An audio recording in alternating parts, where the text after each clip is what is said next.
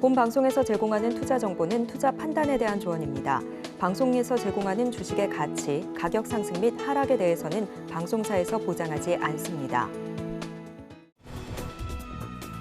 실시간 정보 브리핑입니다. 우리나라 1분기 기업 매출액 증가율이 전분기에서 플러스 전환한 가운데 경기 회복 기대감을 높이고 있습니다. 다만 반도체 중심의 경기 개선으로 대기업, 중소기업 간 온도차가 풀어야 할 숙제로 꼽힙니다. 다음 소식입니다. 인공지능 칩 성장세가 계속되는 만큼 고대역폭 메모리 공급 과잉 우려는 기우라는 분석이 나왔습니다. 올해 HBM 생산 능력은 지난해보다 2.5배에서 3배 이상 증가할 것이라며 HBM 캐파 추정치로 역산한 시나리오 분석에 따르면 HBM 수급률은 올해 114.8%, 내년 125.1%로 수치상으로는 공급 과잉이라고 짚었습니다. 세 번째 소식입니다. LG에너지솔루션과 삼성 SDI 등 국내 배터리 기업들이 전력용 에너지 저장 장치 신제품을 내놓으며 새 먹거리를 둘러싼 치열한 경쟁을 예고하고 있습니다.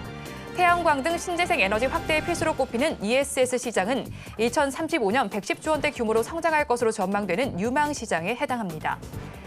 마지막 소식입니다. 대만 TSMC가 추진 중인 AI 반도체 첨단 패키징 설비 확대가 난관에 빠졌습니다. 반도체 패키징 공장 신설 부지 중 한 곳에서 고대 유물이 발견돼 공사가 중단됐기 때문입니다. 첨단 패키징 기술은 TSMC와 삼성전자의 경쟁력 격차가 가장 뚜렷한 부분 중 하나로 삼성전자가 추격의 전기를 마련할 수 있을지 주목됩니다.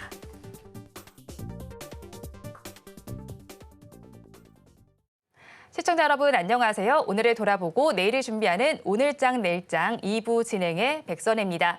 장 마감까지 확실한 승부 전략과 내일장 주목할 섹터까지 제시해드리고 있습니다. 오늘도 저희 방송과 함께 하시면서 성공적인 투자 전략 가득 담아가 보시기 바랍니다. 저희 방송은 유튜브를 통해서도 보실 수 있습니다. 유튜브 검색창에 서울경제TV라고 검색하시면 저희 방송과 함께 하실 수 있으니까요. 많이 참여해 주시기 바랍니다. 그러면 오늘장 내일장 2부 본격적으로 시작합니다.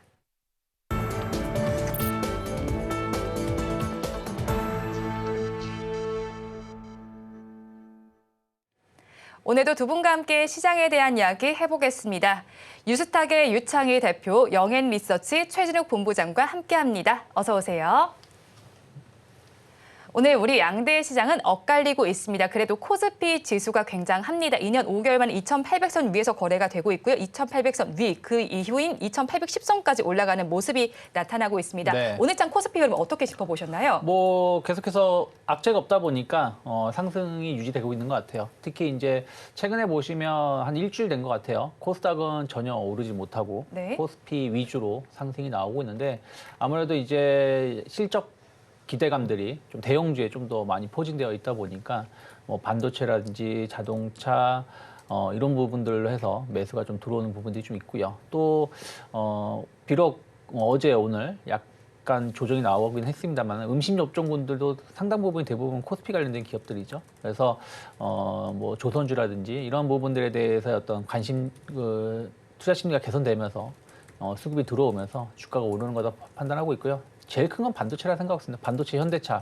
원래 예전에는 반도체가 가면 자동차가 못 가고 자동차가 가면 반도체가 못 갔는데 네. 지금은 두 섹터가 가다 보니까 코스피가 힘을 내고 있고요. 2차 전지는 아무래도 죄송합니다. 코스닥은 아무래도 2차 전지가 좀 약세를 띠고 있다는 부분들. 그리고 약간 모멘텀이 좀 없는 부분들이 좀 있다 보니까 좀 개별 종목들, 반도체 일부 소부장 그리고 뭐 개별 이슈가 있는 쪽은 상승을 좀 하고 있지만 전체적인 분위기는 좀 여전히 좀 지지부진한 모습 그런 것들이 오늘 같은 경우도 코스닥은 0.5% 조정이 좀 나오고 있고 코스피는 상승폭을 계속 키워나가고 있는 요인이 아닌가 판단하고 있습니다. 네, 코스피와 코스닥 시장의 엇갈리는 요인에 대해서 짚어주셨는데요. 지금 엇갈리는 가운데 코스닥 시장에서는 영업이익률 전망치 역시도 낮춰지는 모습이 나타납니다. 자, 그런 만큼 오늘의 이런 흐름에 비춰봤을 때 앞으로도 비슷한 흐름으로 코스피와 코스닥이 엇갈리면서 연출이 될까요?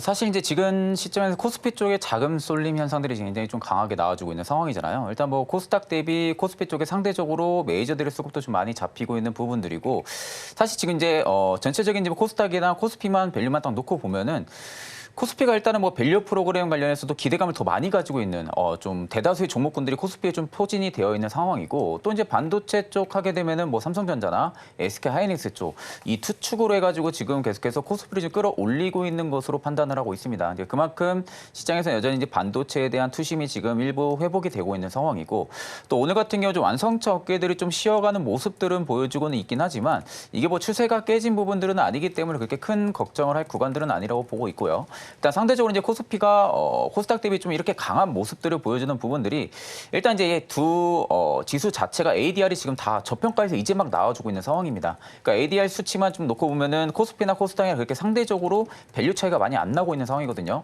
둘 다 지금 바닥권에서 이제 막 올라와주고 있는 상황에서 과매도권을 일단 좀 벗어난 상황이다 보니까 일단 코스닥 대비 코스피 쪽이 조금 더 매력도가 좀 높아져 있는 것으로 지금 판단을 하고 있기 때문에 그런 부분들이 일단 코스피 쪽에 자금이 좀 쏠리는 부분들이 아닌가 싶기도 하고요.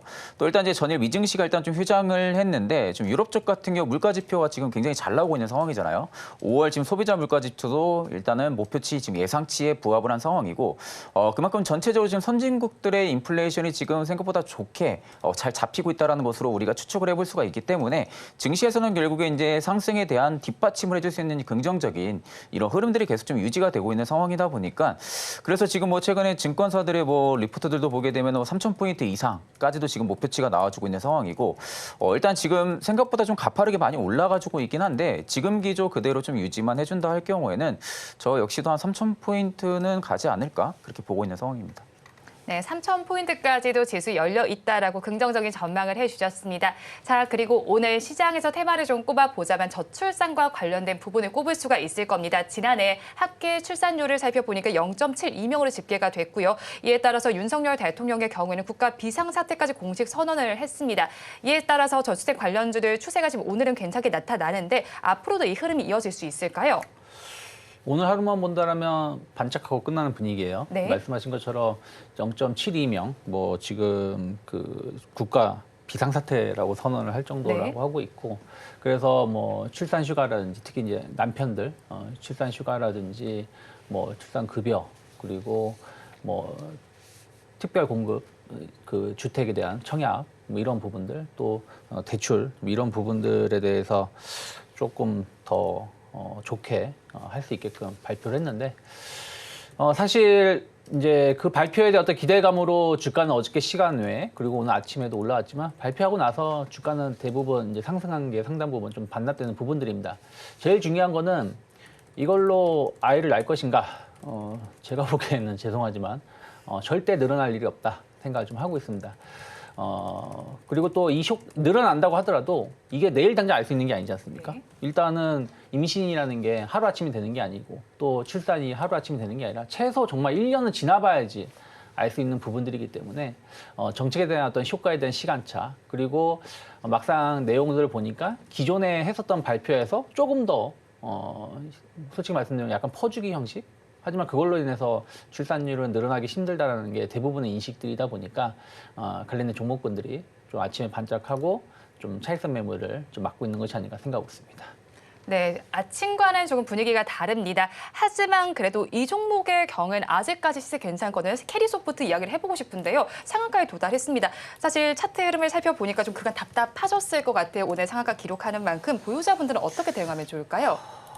일단 이제 지금 저출산 정책 부분들에 대한 색깔이 네. 저는 일단 이전과는 좀 많이 다르긴 하다고 생각은 해요. 이제 그만큼 지금 국가 비상사태를 선언을 하면서 유한 이제 이런 저출생 정책 부분들이 앞전과는 굉장히 좀 많이 달라졌다라는 부분들은 그만큼 테마의 연속성도 살아있다고는 보고 있거든요. 네. 그만큼 좀 어떻게 보면은 이게 이제 뭐 출산율을 더 높일지는 이제 미지수이긴 합니다. 뭐 이런 부분들은 사실상 뭐 검증이 안 되는 부분들이다 보니까 뭐 이런 복지 제도로 인해 가지고 출산을 더 높아지고 이런 부분들까지는 아직 저도 좀 예상하는 부분들 이렇게 많이 이렇게 증가하는 부분들은 없을 거라고 생각은 하고 있거든요. 네. 근데 다만 이제 정부에서 계속해서 지금 한 달 주기로 회의를 계속 한다고 하잖아요. 네. 한 달 주기로 계속해서 회의를 한다고 하게 되면은 결국 우리가 이제 주식시장에 빗대어서 예상을 해볼 수 있는 부분들은 주기적으로 이제 한 달 주기적으로 재료가 나올 가능성이 높다라는 겁니다. 그러면 결국에는 저출산 관련 테마들이 하루 이틀 단타대만 계속 많이 열렸다가 네. 어느 정도 수급이 많이 죽고 좀 쉬어가는 모습들이 많이 움직였는데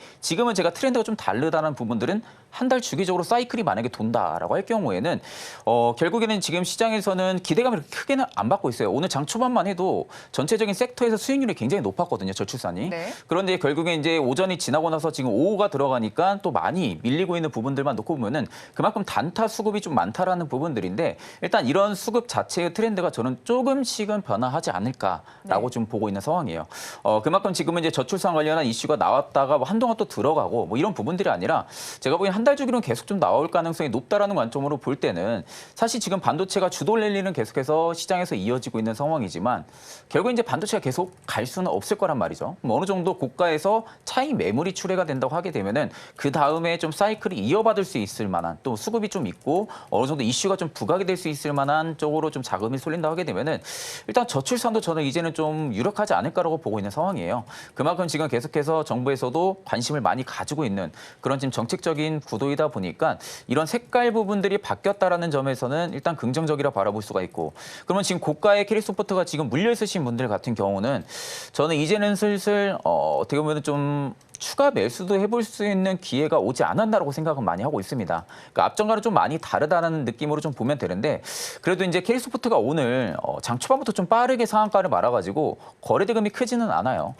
다만 지금 상승 기조를 기반으로 해가지고 저점 추세가 높아진다 하게 되면은 일단 아래 박스권 라인은 충분하게 돌파가 나올 가능성도 높다고는 보고 있거든요.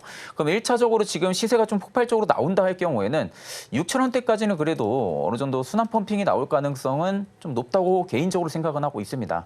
그렇기 때문에 일단 저는 이제 고가에 물려 있으신 분들은 이제는 조금씩 탈출을 생각을 해볼 수 있는 기회라고 생각을 하고 있기 때문에 지금 시점을 좀 잘 잡으시는 게 좀 맞지 않을까라고 보고 있는 상황이에요. 네, 고가에 가지고 계신 분들은 탈출할 시점이다라고 말씀해 주셨는데 네네. 이전에 사실 저출생과 관련해서 본부장님께서 자주 가지고 언급해 주셨던 네네. 종목이 꿈비였잖아요. 네네. 그 꿈비라는 종목에도 같은 시각을 가져갈까요? 꿈비라는 종목 자체도 오늘 거래 대금만 놓고 보면은 굉장히 강했어요. 네. 오늘 거래 대금은 굉장히 강했는데 오늘 전체적으로 저출산이 장 초반 강했다가 거좀 다 지금 윗골이 난 게 음봉으로 좀 눌러주고 있는 모습들. 그러니까 그냥 지금 캔들의 모습만 딱 놓고 보면은 하루짜리에 불과할 정도로 지금 시세가 좀 많이 눌려 있는 상황이잖아요. 제가 보기에는 이 저출산 관련 테마가 앞전에도 말씀드렸지만 그렇게 쉽게 안 나왔었잖아요. 앞전에는. 그러다 보니까 지금 기존의 저출산 관련 정책이 나오게 되면은 단타 수급으로 따라 붙었다가 대응을 못 해가지고 물려있으신 투자자분들 굉장히 많았을 겁니다. 그러면 결국에는 지금 꿈비 같은 종목도 고가를 찍고 나서 바닥을 찍었을 때 대응을 안 했다면 꽤 오랜 기간 동안 또 손실이었을 가능성이 높잖아요. 그러면 지금 최근에 정책주 관련한 이슈 나오면서 꿈비가 다시 급등세를 보여줬고 그러니까 위쪽에서 지금 본전 심리 매도 물량이 좀 강하게 나온 것으로 판단이 들어요. 그래가지고 지금 일부 물려 있었던 물량들이 있어서 지금 본전 매도 심리가 좀 나왔다라고 저는 좀 추측을 하고 있는데 그렇다고 할 경우는 이제 꿈비는 다시금 누군가가 투자 수요가 좀 자극을 시킬 가능성도 네. 저는 좀 높다고 보고 있습니다. 그런 시기가 지금은 좀 도래를 하지 않았나라고 보고 있기 때문에 저는 꿈비 같은 경우 지금 시점에서는 10,000원대 아니면 이제 9,900원대 이 레인지 라인을 꿈비가 만약에 벗어나지 않는다라고 할 경우에는 저는 일단 변동은 보여줄 가능성이 높겠지만 저점은 계속 좀 높여나갈 가능성은 굉장히 좀 높다고 보고 있기 때문에 개인적으로 제가 꿈비를 투자한다고 하게 되면은 10,000원대까지 눌러주면은 그때 좀 투자를 할 것 같습니다. 네, 꿈비 상승 가능성은 있겠지만 접근하는 10,000원대 정도에서 해보자라는 의견까지 제시해 주셨습니다. 그래서 종가 베팅할 섹터 바로 넘어가 보겠습니다. 대표님의 섹터가 정부 정책과 관련된 쪽이더라고요. 이제 저출생과 관련한 이야기를 아무래도 해주실 것 같은데 앞서서 말씀해 주신 것을 추가로 말씀해 주실 부분 있을까요? 네, 뭐 오늘 사실은 뭐 시장이 이제 오후장에 들어서 코스피가 상승이 좀 확대되고 있는 네. 부분들이고 코스닥은 좀 하락이 조금 커지는 모습인데 사실 아침만 하더라도 두 시장 모두 지지부진한 모습이었어요. 코스피는 많이 올라왔다는 인식들, 또 코스닥은 특별히 갈 만한 모멘텀이 없다라는 인식이 좀 있다 보니까 좀 관망세의 흐름이었는데 그래도 조금 움직임이 나왔던 거는 어떻게 보면 이제 정책 관련된 섹터가 아닌가 생각을 좀 하고 있습니다. 비록 하루짜리 이슈였지만 뭐 저출산 정책 관련된 종목군들도 그 정책에 대한 어떤 기대감으로 아침에 상승했다가 좀 하락을 좀 했고요. 그리고 이제 어저께 같은 경우 원전 관련된 종목군들이 힘을 좀 받았고요. 오늘은 이제 원전 관련된 종목군들이 크게 힘을 받진 못했지만 네. 하지만 원전 이슈들은 계속해서 우리가 받아갈 수 있는 부분이 여러 가지가 있죠. 이제 저녁에 나온 새벽이죠. 새벽에 나온 뉴스 중에 하나가 미국이 원전 관련해가지고 지원법이 상원에 통과가 됐죠. 그러면 상하원이 모두 통과가 된 거기 때문에 바이든 사인만 하면 된다는 것이죠. 지금 미국 같은 경우는 1979년에 대규모 큰 원전 사고가 있은 다음부터 거의 원전을 짓지 않고 있는 상황입니다. 그리고 기존에 있는 원전도 그 사용 연한이 만료가 되면 폐쇄하는 부분들. 그래서 원전 관련해서 상당히 좀 기술력이 좀 뒤처져 있는 부분들이 있다라는 것이죠. 근데 지금 전력이 부족한 부분들 이런 것들이 나오다 보니까 다시 한번 원전 쪽으로 방향을 틀 수 있는 법안이 통과가 되었고 이게 단순하게 그냥 원전을 지을 수 있다 이것뿐이 아니라 원전을 짓기 위해서 장려라든지 이런 상당히 여러 지원을 좀 할 수 있는 부분들이 좀 있다라고 네. 보고 있어요. 그러면 아무래도 우리나라 같은 경우는 미국하고 어떤 기대감들, 관계에 대한 어떤 기대감들이 좀 있기 때문에 좀 수혜를 입을 수 있다 생각하고 있고 또 국내에서도 지난주에 탈원전 폐기를 네. 하면서 추가로 원전을 한 5개 정도 더 짓겠다고 했지 않습니까? 그런 부분들도 어떻게 보면은 충분히 영향을 중장기적으로 본다라면 기회가 될 수 있다 생각하고 있고요.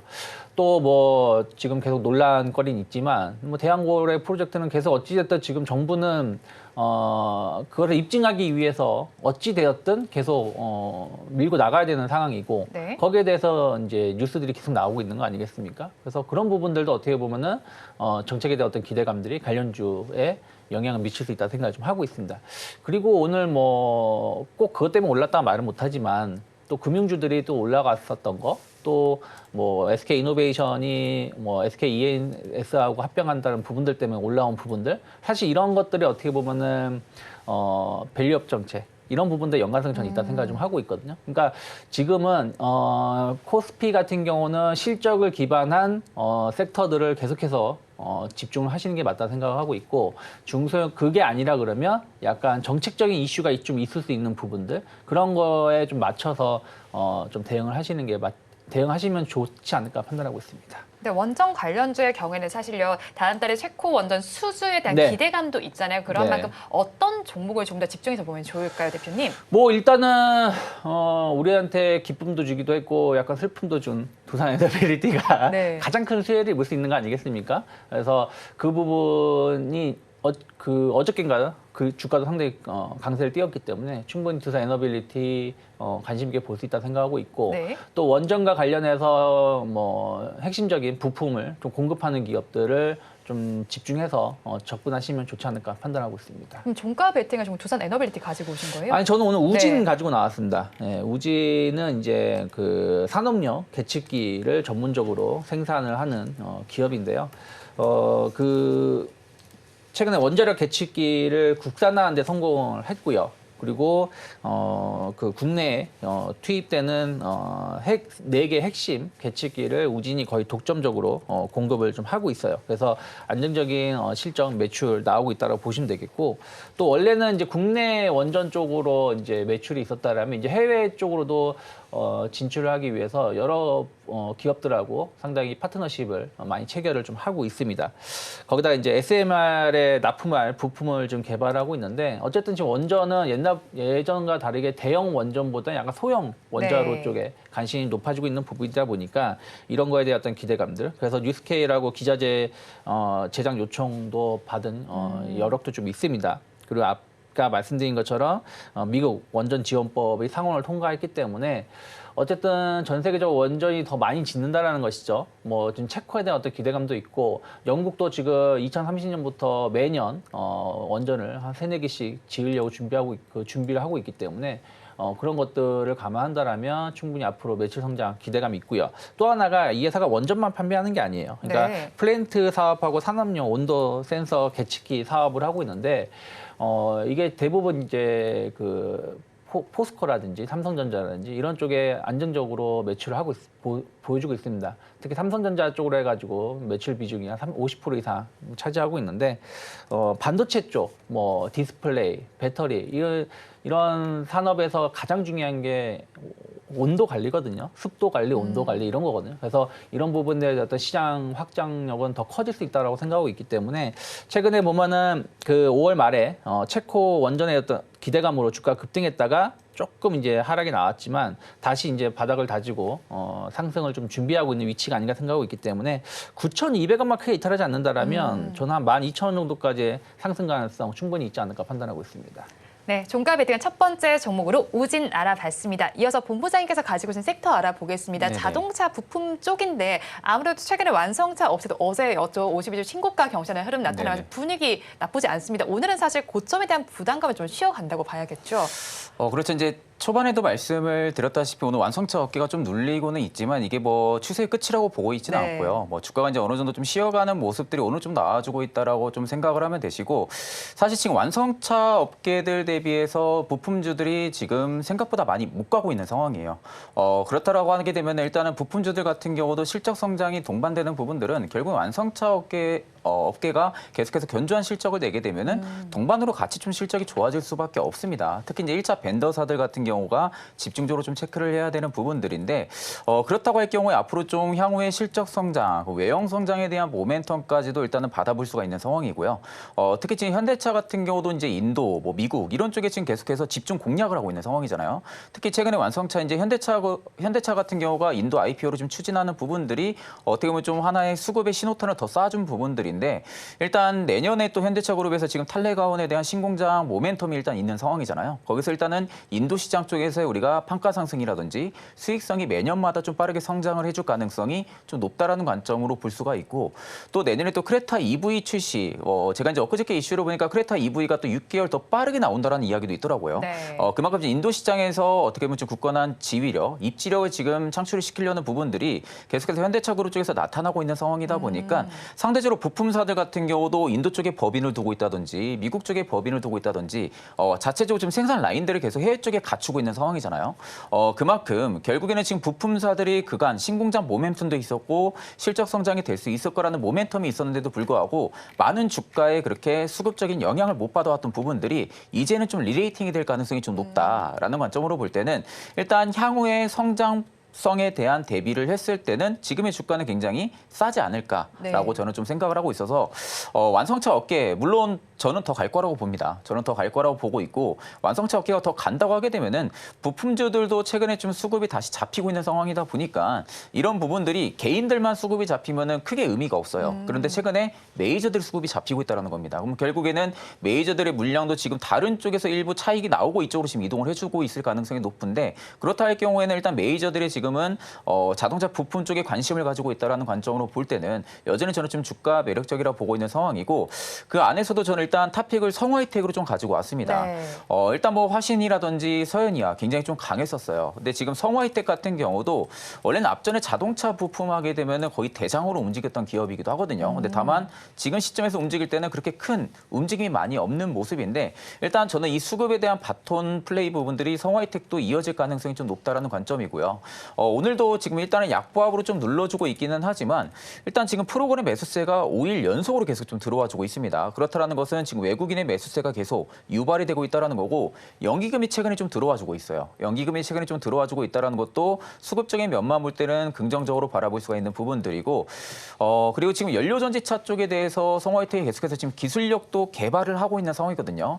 특히 이제 수소차 관련해서도 밸류체인을 구축하려는 움직임이 현대차 그룹 쪽에서도 앞전에도 많이 나왔던 부분들이 성화이텍도 지금 그 기조에 맞춰서 지금 진행을 하고 있다고 생각을 하면 되시고요. 또 하이브리드 차종 쪽에 대해서도 지금 기술력을 계속해서 개발을 해나가고 있는 상황이고 그러면 결국 현대차라든지 기아, GM 쪽이 지금 주요 고객사인데 이쪽이 지금 1차 벤더사로 지금 위치를 해주고 있는 부분들이다 보니까 결국엔 향후에 시간이 지나면 지날수록 실적 성장은 더욱 가파르게 좀 나올 가능성이 좀 높다라는 관점으로 볼 때는 오히려 중장기도 좋고 단기적인 관점으로도 굉장히 좀 좋은 자리라고 판단을 하고 있습니다. 그래서 일단 뭐 매수가는 당연히 뭐 종가로 접근이 충분히 가능하다고 보고 있고요. 목표가 같은 경우는 제가 1,500원대를 좀 잡아드리는데 일단 1,500원대만 성화이텍이 돌파만 나와주면은 상단까지는 그렇게 좀 매물이 많지가 않은 것 같아요. 그래서 좀 1,500원 돌파하면은 충분히 더 보셔도 된다. 그리고 손절가 같은 경우는 제가 8,200원을 제시해드리겠습니다. 네, 성우 하이텍 두 번째 종가 베팅 종목에 대한 의견까지 들어봤습니다. 자, 이어서 오늘 이 종목 이야기를 빼놓을 수가 없습니다. SK 이노베이션 이야기를 해보겠습니다. 앞서서 두 분께서 언급을 해주기도 하셨는데 SK ENS 합병을 추진한다는 소식이 들려옵니다. 하지만 해당 보도에 대해서 SK 이노베이션 측에서는 구체적으로 결정된 바는 없다라고 공시를 했습니다. 그래도 오늘장 급등 흐름을 보이고 있는데 네. 오늘장의 상승 어떻게 해석해 볼까요? 일단은 SK 이노베이션 입장에서 본다라면 지금 이제 에너지 쪽이죠. 네. 그러니까 석유하고 가스를 통폐합하겠다는 거 아니겠습니까? 그러면 아무래도 효율성이 더 좋아질 수가 있겠죠. 어쨌든 SK ENS가 1조 원 정도 영업이익을 작년에 했다고 하고 있고 SK 이노베이션도 석유 사업부만 따진다면 한 1조 원 이상의 영업이익을 보여주고 있기 때문에 그런 부분들이 두 기업이 어차피 뭐 석유, 가스 뭐 구분할 필요가 있겠습니까? 그래서 이러한 것이 합병을 해서 좀 조직이 효율화된다는 부분들에 대해서 긍정적으로 평가하고 있는 거고요. 또 하나는 참 계륵 같은 거죠. SK온을 떼어낼 수 있다는 거죠. 그러니까 떼어낼 수 있다라기보다는 어쨌든 떼어낸다라는 것이죠. 그러면 떼어내게 된다라면 아무래도 흑자 기업은 들어오고 적자 기업은 나간다는 부분들이 또 SK 이노베이션의 주가 흐름에서 본다라면 긍정적으로 평가할 수 있다 생각하고 있습니다. 그리고 지금 SK가 지금 계속 시도하고 있는 게 SK 실트론이거든요. 실트론 관련해서도 좀 상장이라든지 이런 부분들을 좀 조기에 처리할 수 있다는 부분들. 이런 부분들 모든 게 이제 조직 개편이라든지 지배구조 개편이라는 명분 하에 일사천리로 진행을 한다라면 상당히 좋은 것만 남기고 안 좋은 건 좀 내보낼 수 있다는 것들이 주가에는 긍정적인 신호가 된 것 같습니다. 물론 아직 그러한 절차를 밟기 위해서는 여러 가지 복합적으로 얽혀 있는 게 좀 있기 때문에 네. SK 이노베이션 측에서도 아직 뭐 확정된 건 없다라고 말을 하는 거지만 이런 얘기가 나올 정도라면 어느 정도 얘기가 있었기 때문에 언론에 나온 것이 아닌가 판단하고 있기 때문에 주가는 약간 윗꼬리가 나오긴 했습니다만은 좀 길게 본다라면 어느 정도 이제 바닥을 다지면서 좀 네. 완만한 반등이 좀 더 나올 수 있는 뉴스가 아닌가 생각을 좀 하고 있습니다. 네, 뉴스 자체가 완만한 반등을 줄 수 있다라고 정리를 해주셨는데요. 사실 SK 이노베이션은 상승하고 있지만 지주사 격에 있는 SK와 또 SK 우선주의 주가는 하락세를 보이고 있습니다. 재원 마련 이슈가 있기 때문일 건데요. 자, 그렇다면 앞으로 그룹주의 주가 전망은 어떻게 볼까요? 사실 이제 SK 이노베이션의 지금 상승은 긍정적으로는 바라볼 수가 네. 있을 것 같아요. 일단은 이제 기업에서 공시가 일단 뭐 정확하게 뭐 정해진 건 없다. 근데 결국 이게 다른 뜻으로 해석을 하게 되면은 합병을 안 한다는 건 아니에요. 그러니까 어떻게 네. 보면 예상을 해볼 네. 수가 있잖아요. 그러니까 지금 100% 거부사가 아닙니다. 그러니까 지금은 구체적인 방안, 즉 가이드라인이 지금은 정해져 있지가 않은 뿐이지 쉽게 말해서 공시로 우리는 합병 안 한다라는 부분들을 명확하게 내비친 부분들이 아니다 보니까 결국엔 시장에서는 SK 이노베이션, SK ENS가 다시 합병을 할 가능성이 조금 더 무게를 두는 것 같아요. 그런데 SK 오늘 일단은 뭐 떼어내는 부분들도 긍정적이긴 하지만 사실 지금 시점에서 SK그룹이 SK 오늘 상장을 시킬 수는 없잖아요. 오늘 일가에 대한 지금 이슈도 있는 상황이고 최태원 회장이 좀 이슈도 있는 상황이다 보니까 이런 상황에서 뭐 SK 오늘 뭐 상장을 시키는 부분들은 없을 가능성이 좀 높다라는 관점인데 그렇다고 할 경우는 과연 SK 이노베이션이 SK 오늘 무조건 떨어뜨릴 수가 있을까라는 부분들도 저는 좀 예상이 해봐야 된다고 보고 있거든요. 그러니까 결국엔 상대적으로 SK 이노베이션 흑자 기업을 내려가서 합병을 하게 되면은 그만큼 좀 기업 간의 시너지는 분명히 커질 수가 있겠죠. 근데 지금 상황에서 SK 온을 띄어낸다라는 부분들이 사실 이건 이제 어떻게 보면 좀 추측일 거라고 봐요. 네. 지금 상황에서 SK 이노베이션이 오늘 띄어내는 것도 쉽지는 않을 거라고 보고 있습니다. 그렇기 때문에 일단 이 부분들은 수급에 좀 교차하는 부분들이 좀 많을 거라고 보고 있고 그러면 우리가 이 부분들을 예상할 수 있는 게 일단 첫 번째로는 SK 이노베이션이 바닥권에서 탈출을 해주고 있다라는 거. 그리고 수급이 일단 좀 살아나고 있다라는 거. 근데 여기 시점에서 만약에 기관이나 외국인의 수급적인 부분들이 이탈이 나온다 할 경우에는 일단 저도 한 번은 좀 대피를 해볼 생각도 가져야 되지 않을까라고 보고 있어요. 이게 이제 일단은 가이드라인이 나온 부분들이 없지만 이걸 투자자들이 계속 기다려주진 않을 거거든요. 그러니까 지금 빠른 시간 안에 SK 이노베이션 쪽에서 기업 공시가 다시 뭐 나온다라든지 뭐 합병을 추진하는 부분들이 가이드라인이 나온다든지 이런 부분들이 좀 빠르게 이슈 플레이가 안 되게 되면은 투자 수요는 다시 또 줄어들 가능성도 저는 좀 있다고 봐요. 왜냐하면 지금 업황 자체가 좋아지는 부분들은 아니잖아요. 그러니까 업황 자체가 지금은 좋아지는 부분들은 아니기 때문에 단순 지금 합병 이슈로 계속해서 올라가는 부분들이 계속해서 주가를 드라이브로 걸어주기는 힘들 거라고 보고 있어요.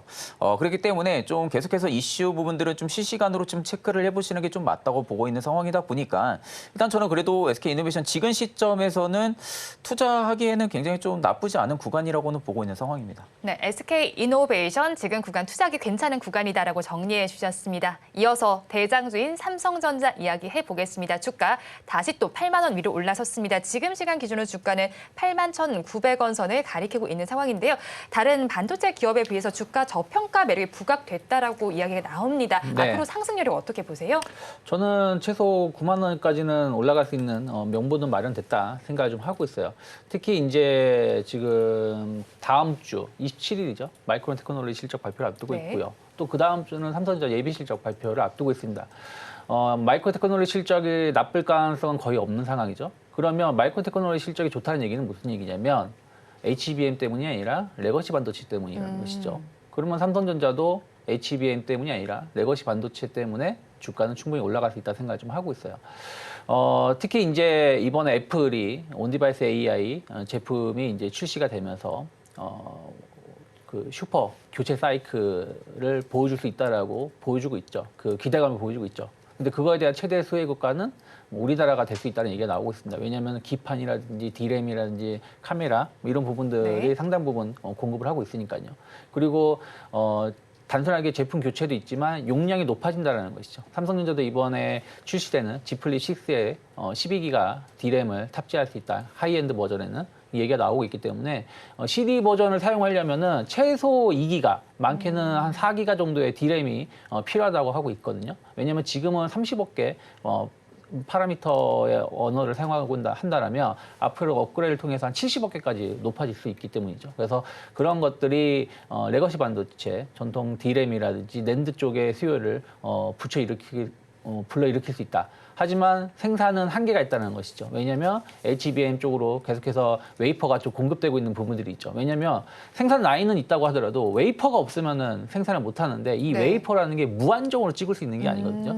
그래서 지금 HBM 쪽으로 웨이퍼를 지금 엔비디아도 계속 구하려고 하고 있는 부분들이 좀 있기 때문에 이런 부분들 때문에 전통 디램, 낸드에 대한 생산이 줄어들 수밖에 없고 그러면은 공급은 급감하는데 수요는 급증하는 부분들, 쇼티지 현상이 발생할 수밖에 없다라는 거. 그러면 아무래도 가격이 상승하는 것이고 그러다 보니까 하이닉스도 뭐 HBM 이슈도 있게 합니다만은 지금 2분기 영업이익이 3조 원대에서 4조 원 중반. 또 KB증권 최근 리포트를 보면 5조 원도 가능하다는 얘기가 나오고 있거든요. 네. 그러면은 삼성전자도 거기에 맞춰서 실적이 좋아진다라면 주가는 뭐 HBM에 대한 성장 모멘텀은 의구심은 있지만 어쨌든 실적이 좋아진다는 부분들이 주가를 끌어올릴 수 있는 요소가 되지 않을까 판단하고 있습니다. 네, 실적이 개선되면서 주가를 끌어올릴 수도 있겠습니다. 좋은 소식이 들려오는 가운데 사장단에서 자사주 매입 소식도 들려왔습니다. 그리고 SK하이닉스와 비교를 해보자면 삼성전자 그만큼 못 오르지 않았으니까 이 점을 눈여겨보시는 분들도 많을 것 같은데요.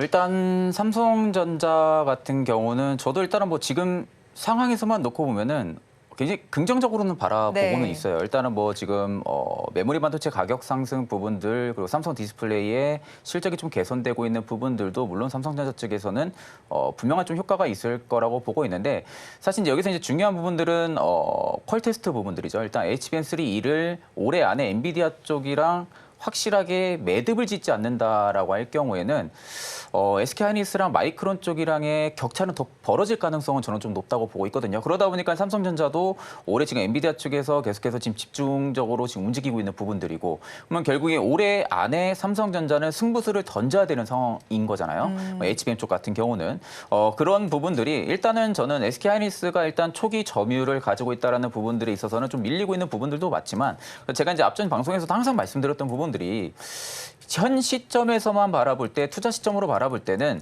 저는 일단 SK하이닉스가 조금 더 매력적으로 크다라고 항상 말씀을 많이 드렸었거든요. 네. 지금도 뭐 그 생각에는 변함은 없는 상황이긴 하지만 그래도 삼성전자는 국내 1위 주식이나 마찬가지잖아요. 네. 그만큼 이제 자본금도 탄탄하고 그러면 결국 이 퀄 테스트만 좀 마무리가 확실하게 된다고 할 경우에는 캐파가 아마 SK하이닉스보다 더 빠르긴 할 겁니다. 캐파 증설이라든지 이런 부분들을 빠르게 증설을 시키게 되면은 그에 따른 생산 라인을 많이 좀 확충을 시킬 가능성은 좀 높다고 봐요. 그러니까 빠른 시간 안에 그 밸류 체인을 구축을 시키는 거죠. 삼성전자 같은 경우는 만약에 그렇게 될 경우에는 주가가 결국에는 지금 시점에서 삼성전자를 끌어올리는 부분들이 더더욱 드라이브를 걸어줄 수가 있는 있는 좀 수급적인 모멘텀이 좀 형성이 될 가능성이 높다고 보고 있고요.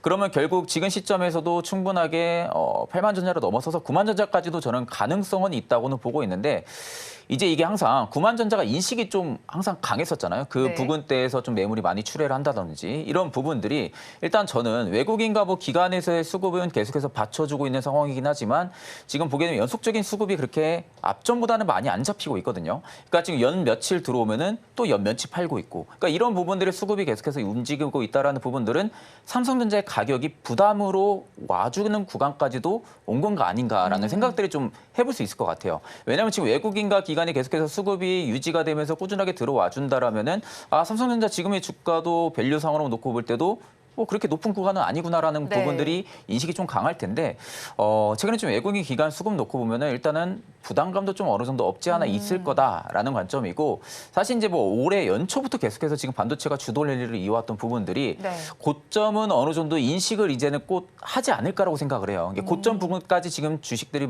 종목들이 많이 올라왔다. 그러면 결국 차익 매물이 일단은 나올 것도 이제는 염두를 해둬야 되는 겁니다. 네. 그러니까 이제 반도체 너무 좋으니까 지금 신규 편입에서 올라타자라는 부분들도 물론 좋겠지만 중요하지만 일단 그렇게 하게 되면은 고점에서 차익 매물 나올 것도 생각을 해야죠. 네. 지금 구간에서는. 그러니까 그런 부분들을 좀 종합적으로 보게 되면은 네. 삼성전자 일단은 수급적인 부분 플레이는 아직까지는 죽지는 않았지만 일단 어느 정도 이 수급이 조금씩 줄어드는 양상들이 보일 경우에는 저는 일단 좀 쉬어가는 움직임이 당분간은 좀 나올 가능성도 좀 있다고 보고 있고요. 또 이제 2분기 실적 부분들을 놓고 나서도 삼성전자의 좀 주가 수급 플레이를 더 유지시킬 수 있을지 여부도 좀 중요할 거고 결국 지금까지 뭐 메이저들이 주목했던 부분들이 HBM 쪽이 또 워낙 컸었다 보니까 네. 이런 쪽에 좀 퀄 테스트 부분들의 긍정적인 이슈가 나온다 할 경우에는 이 수급이 더 유지가 될 가능성도 높고요. 그러니까 지금 삼성전자가 기보유자분들 같은 경우는 모르겠어요. 이게 좀 아래쪽에서 잡아가지고 편안하게 가지고 가시는 분들은 모르겠지만 지금 내가 신규 포트를 편입을 개인적으로 했을 때 과연 삼성전자를 지금 자리에서 사는 게 맞나? 라는 그런 생각은 저는 좀 들거든요. 너무 저도 부담이 되는 가격이고 그러다 보니까 일단은 저는 지금 막 많이 올라오고 있으니까 고점에 물려 있으신 분들이 지금 자리에서 추가 매수 그것도 추천을 드리진 않아요. 만약에 추가 매수를 할 거였으면은 이미 아래쪽에서 진행을 했었어야 되는 부분들이고 네. 그러면 추가 매수도 지금 범위를 이미 넘어섰다고 하게 되면은 저는 일단은 홀딩을 계속 좀 이어가시면서 어느 정도 일정 물려 있으신 분들은 수익권에서 돌아오게 되면은 확보를 좀 하시고 그리고 나서 다른 뭐 포트로 이동을 시킨다든지 네. 아니면 삼성전자 내가 정말로 오랜 기간 가져갈 자신 있다 하시는 분들이야 아니면 좀 어느 정도 비중을 축소를 시키고 아래에서 좀 눌릴 때 잡은다든지 이런 전략으로 좀 가져가야 되는 게 저는 좀 맞다고 보고 있고요. 신규분들 같은 경우는 저는 아직 삼성전자 잘 모르겠어요. 지금 자리에서 과연 살지 말지라는 부분들만 놓고 보면은 저는 일단 안 산다라는 부분들이 조금 더 큰 걸로 저는 생각을 하고 있습니다. 그럼 삼성전자 의문이 있다면요. 만약 반도체주 중에서 본다면 어떤 쪽을 더 매력적으로 보세요?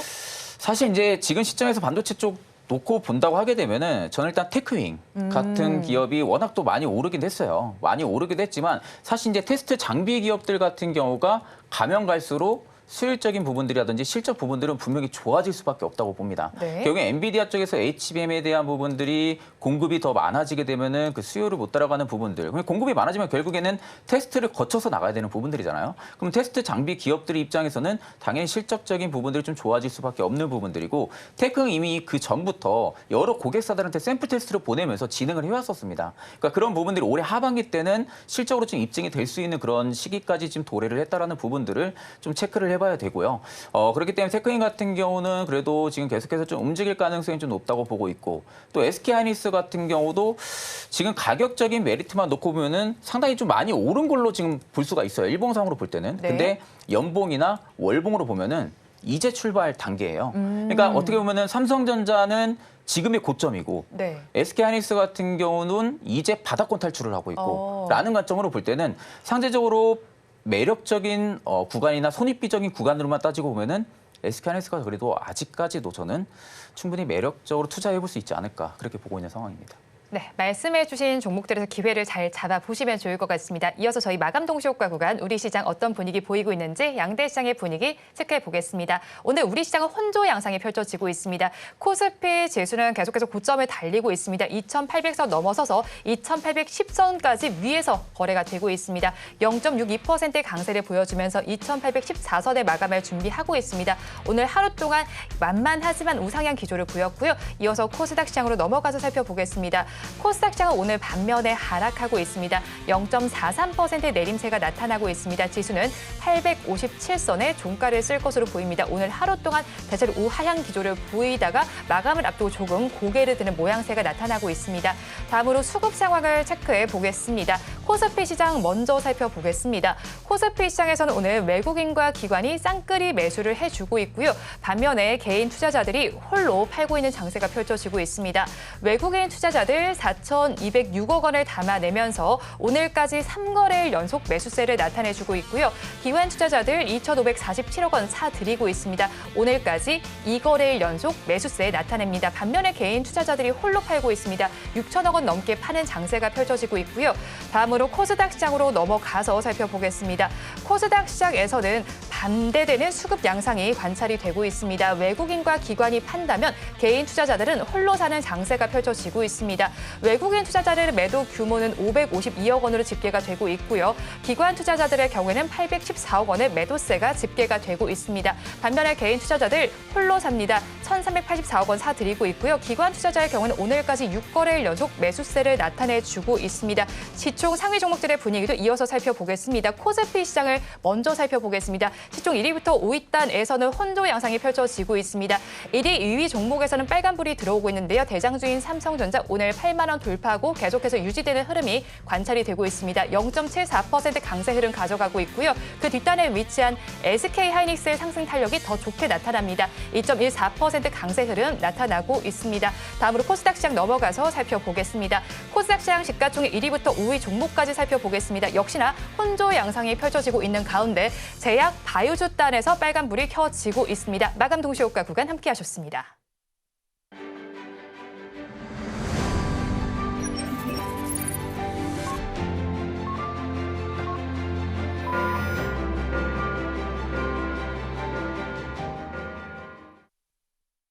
외국인의 매수세에 힘입은 우리 코스피 지수는 2,810선 위에서 마감이 됐고요. 반면에 코스닥 지수 힘을 내지 못하는 장세가 펼쳐지고 있습니다. 2분기에도 코스닥 지수에서는 영업이익률이 그다지 좋지 못할 것으로 나타날 것으로 예상이 되고 있는데요. 이어서 업종별로 어떻게 마감이 됐는지 코스피 시장 먼저 살펴보겠습니다. 코스피 시장 먼저 살펴보니까요. 전기가스 수업이 그 안에서는 가장 좋았습니다. 3.94% 강세로 마감이 됐고요. 그 뒤를 이은 업종이 보험 업종으로 2.49% 상승, 증권 업종에서도 1.99%의 강세 흐름 나타났습니다. 다음으로 코스닥 시장으로 넘어가서 살펴보겠습니다. 코스닥 시장에서는 인터넷 업종이 가장 좋았습니다. 4.77%의 강세 흐름이 나타났고요. 그 뒤를 이은 업종이 기타 서비스 업종으로 1.41% 강세, 금속 업종에서도 1.26%의 강세 흐름이 나타났습니다. 오늘 우리 시장 혼조 양상이 펼쳐진 가운데요. 업종별로 살펴보니까 증권주에서 오랜만에 강세 흐름이 나타났습니다. 증권주에 좀 투자 심리가 개선되는 것으로 보이는데 올해 들어서 증권주의 흐름은 어땠나요? 뭐 사실은 증권주 흐름들이 그렇게 뭐 좋다라고 말씀드릴 수는 네. 없어요. 그러니까 연초에는 증시가 좀 계속 좀 치고 나가주면서 상승을 좀 하긴 했습니다만은 그다음에 좀 증시가 좀 흔들리면서 같이 좀 조정이 나왔다 생각하고 있고요. 일단 저PBR 이슈들 뭐 이런 밸류업 정책에 대한 어떤 기대감들이 증권주에도 나왔지만 일단은 증시가 좀 코스피는 다행히 어떤 연중 최고치를 네. 갱신하고 있지만 코스닥이 좀 그러지 못하는 부분들이 증권주 상승을 좀 제한시킬 수 있다 생각 좀 하고 있고 제일 중요한 건 금리를 빨리 인하해야 돼요. 왜냐하면 증권사들이 가장 많이 투자하고 있는 것 중에 또 하나가 채권 투자를 하고 있는 거거든요. 그래야지 금리가 좀 내려와야지 채권 투자 관련해서도 수익성이 좀 개선될 수 있는 부분들이 좀 있다 보니까 그런 것들이 좀 현실화되기 전에는 조금은 좀 답답한 흐름들이 좀 더 이어질 수 있다 생각하고 있고 오히려 오늘 은행주들이 상당히 좋은 흐름을 보여줬습니다. 신한지주, KB금융, 하나금융지주가 2% 이상 상승을 했고요. 또 보험주들도 뭐 삼성화재, 뭐 DB손해보험, 뭐 현대해상 등이 한 2에서 4% 상승을 좀 했습니다. 그래서 약간 금융주를 보신다라면 증권주보다는 일단 은행주라든지 보험주 중심으로 해가지고 좀 대응하시는 게 좀 길게 본다라면 조금 더 수익률을 좋게 할 수 있는 방법이 아닐까 판단하고 있습니다. 네, 밸류업과 관련해서는 증권주 외의 쪽을 바라보자라고 말씀을 전해주기는 하셨는데요. 일단 그래도 밸류업 프로그램과 관련해서 은행과 보험 섹터가 많이 오르지 않았습니까? 그런 만큼 증권주에서도 키 맞추기가 나타나진 않을까요? 일단 이제 증권주 하게 되면 대표적으로 금리 인하 수혜주이기도 하잖아요. 일단 이제 지금 금리 인하 부분들이 뭐 연 1회, 뭐 연 2회 이게 좀 중요한 부분들이 아니라 일단 사실적으로 금리 인하를 한다라는 부분들이 일단 수급적인 부분들도 좀 살려주고 있는 부분들이 아닌가 좀 싶기도 하고 일단 밸류 프로그램 관련해서도 좀 가장 큰 또 수혜를 받을 수 있는 또 섹터 중에 하나가 또 증권주라고도 좀 생각을 많이 하고 있는 상황이거든요. 그럼 우리가 이제 이 증권주들을 바라볼 때 과연 어떤 종목들을 좀 바라봐야 되냐라고 하게 되면은 저는 일단 만약에 증권주를 좀 포트에 편입시킨다면 삼성증권이 조금은 매력적이지 않을까 생각이 좀 많이 들거든요. 일단 이제 증권사들 대부분 다 뭐 현금성 부분들도 좋고 주주가치 제고 부분들도 굉장히 좋을 수가 있습니다. 다만 이제 그 안에서도 증권사들 중에서도 일단 이제 위탁 매매 부분들이 비중이 좀 높은 증권사를 좀 보는 게 맞다고 보고 있거든요. 위탁 매매 비중이 생각보다 삼성증권이 좀 높은 상황이에요. 제가 알기로 한 40% 정도가 위탁 매매 비중이 좀 있는 것으로 알고 있는데 그러면 결국 위탁 매매 비중이 좀 많다라는 부분들이 계속해서 증권사에 좀 어느 정도 수급이 잡힌다고 할 경우에는 삼성증권 쪽이 그래도 좀 수급적인 탄력을 좀 많이 받을 가능성이 좀 높다라는 관점으로 볼 때는 좀 이쪽 종목은 좀 노려볼 만하지 않을까라고 보고 있는 상황이고 사실 뭐 증권주들 같은 경우는 지금 시점에서도 충분히 저는 투자에 대한 매력도는 좀 높다고는 보고 있는 상황입니다. 그만큼 지금 주가도 최근에 좀 기간 조정도 잘 나온 상황이고요. 그렇기 때문에 일단 좀 밸류업 프로그램 특히 이제 실적이 좋아질 수 있을 만한 그런 기업들 같은 경우 지금 수급이 많이 쏠리고 있는 상황이다 보니까 상대적으로 이제 코스피 쪽의 종목을 본다 하게 되면은 증권사 안에서도 위탁 매매에 좀 비중이 높은 그런 증권사들 같은 경우는 눈여겨 보실 필요가 있다고 보고 있습니다. 네, 비중이 높은 증권사 위주로 살펴보시면 좋겠고요. 이어서 방산 섹터 이야기를 좀 해볼게요. 루마나야 K9 수출 뉴스가 좀 나왔습니다. 하지만 섹터 전반은 강하게 반응을 하지 않았습니다. 네. 왜 이런 현상이 나타났을까요? 뭐 어제 그저께 강했잖아요. 네.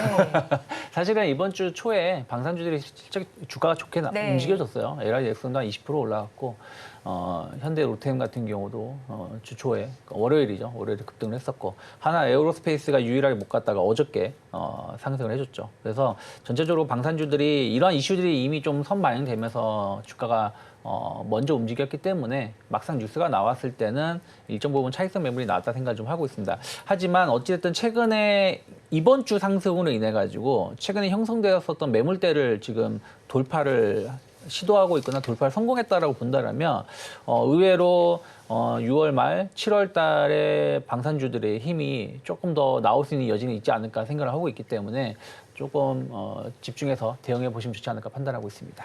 네, 조금 더 집중을 해서 대응을 해보시면 좋겠고요. 2분기 역시도 K방산주가 재평가를 받을 것이라는 의견이 나오고 있는데 간략하게 어떻게 좀 의견 정리해 볼까요? 일단 이제 방산주들 같은 경우는 실적 부분들이 가장 수급에 뒷받침이 돼야 된다고 봐요. 네. 그러니까 경영 실적이 지금은 좀 찍혀야 되는 시즌이라고 보고 있고, 물론 뭐 수출적인 부분들이 많이 늘어나고 있고, 루마니아 쪽에서도 뭐 수출을 한다. 뭐 이런 좀 긍정적인 이슈들은 워낙 이제 앞전부터 많이 나왔던 부분들이고, 방산 쪽을 또 안 좋게 보시는 분들도 거의 없을 겁니다. 그만큼 좀 K방산 쪽에 대한 부분들이 있어가지고는 계속해서 인지도가 좀 높아지고 있다라는 부분들이 계속해서 좀 수급에 좀 긍정적인 역할을 좀 많이 해줬는데, 일단 저는 이제 이런 재료가 계속해서 부각이 된다고 주가를 많이 끌어올릴 수는 없다고 봐요. 어느 정도 좀 재료가 부각이 돼서 주가를 좀 끌어올렸다 하게 되면은 분명한 것은 주가가 좀 쉬어가는 모습들도 나와줄 건데 이 쉬어가는 모습 이후에 2차 상승을 만들어주는 부분들은 결국엔 실적도 뒷받침이 돼야 된다고 생각을 합니다. 네. 물론 이제 수출 잘 나가고 있는 거 다들 이슈를 통해서 알 수 있는 부분들인데 그러면 결국에는 이제 투자자들이 바라볼 수 있는 부분들은 그래서 실적이 좋아질 수 있는지 실적에 대한 숫자가 명확하게 찍히는 부분들이 있는지 여부를 좀 판단을 할 거거든요. 그래서 앞전에 이미 좀 주가가 어느 정도 재료에 대한 선반영 여부를 따라 가지고 오늘 좀 일부 차익이 나오긴 했지만 그렇게 좀 많이 나오고 있는 모습들도 아닙니다. 전체적으로.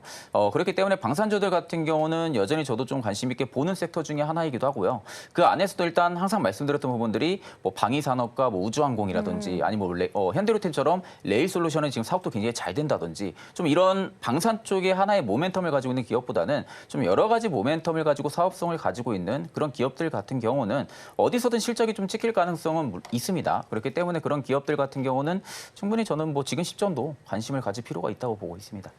네, 여러 가지 모멘텀 있는 방산주들 주목해 보시기 바랍니다. 두 분 말씀 여기까지 듣겠습니다. 지금까지 영앤 리서치의 최진욱 본부장, 뉴스탁 유창희 대표와 함께했습니다. 고맙습니다. 오늘 장 내일 장 2부에서 전해드린 내용 정리해서 보여드리겠습니다. 화면으로 확인해 보시죠. 오늘 장 내일 장 2부의 핵심입니다. 먼저 유창희 대표의 종목 우진입니다. 뉴스케일 파워, 삼성전자발 온기가 확산이 되고 있습니다. 목표 주가는 12,000원이고요. 손절 라인 9,200원입니다. 다음으로 최진욱 본부장의 종가 베팅 종목 살펴보겠습니다. 성우 하이텍입니다. 전방사비 호조를 보이는 가운데 실적 개선이 기대됩니다. 목표 주가는 1,500원, 손절 라인 8,200원입니다. 다음으로는 증시팔 오늘의 승부주에서 언급해드린 종목 브리핑 해드리겠습니다. 먼저 유창희 대표의 승부주는 한화엔진입니다. 신조속가 지수가 역사상 최고점 수준을 기록하고 있습니다.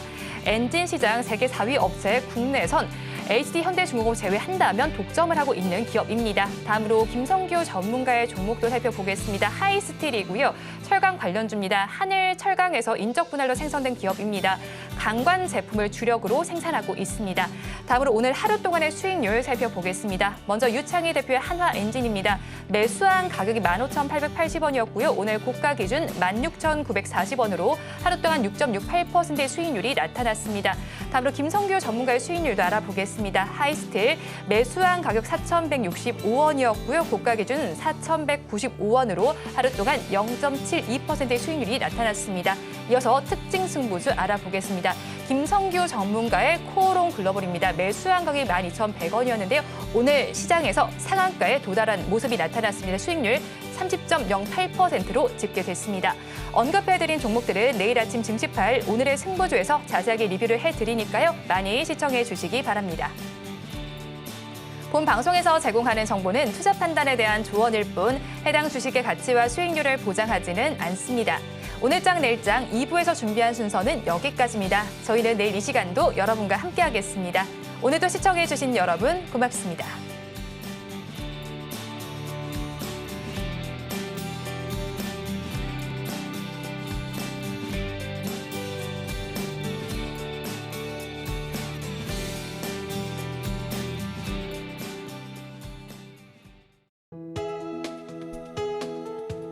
본 방송에서 제공하는 투자 정보는 투자 판단에 대한 조언입니다.